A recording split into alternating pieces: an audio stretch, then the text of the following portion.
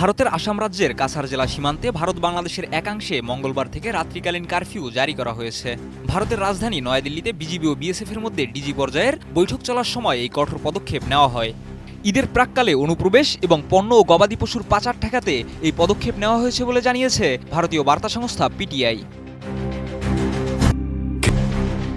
কাছাড় জেলা প্রশাসন এক বিজ্ঞপ্তিতে জানিয়েছে, আইনশৃঙ্খলা বজায় রাখতে এবং অবৈধ কার্যকলাপ রোধ করতে সীমান্তে এই রাত্রিকালীন কারফিউ জারি করা হয়েছে।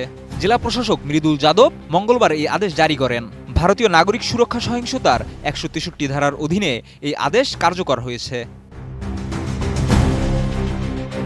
হিন্দুস্তান টাইমসের প্রতিবেদনে বলা হয়েছে, সূর্যাস্ত থেকে সূর্যোদয় পর্যন্ত ভারত বাংলাদেশ সীমান্তের ১ কিলোমিটার এলাকায় কোনো ধরনের যাতায়াত করা যাবে না।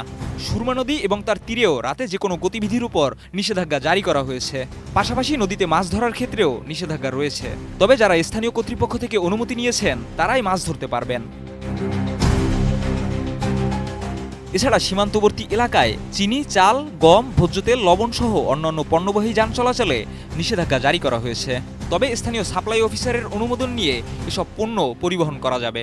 এছাড়া জেলার পুলিশ সুপার নুমাল মাইট্টা জানিয়েছেন, বিএসএফ জওয়ানদের সহযোগিতায় সীমান্তে টহল জোরদার করা হয়েছে। যৌথভাবে রাতে টহলদারি চলছে এবং সীমান্তে সতর্কতা বাড়ানো হয়েছে।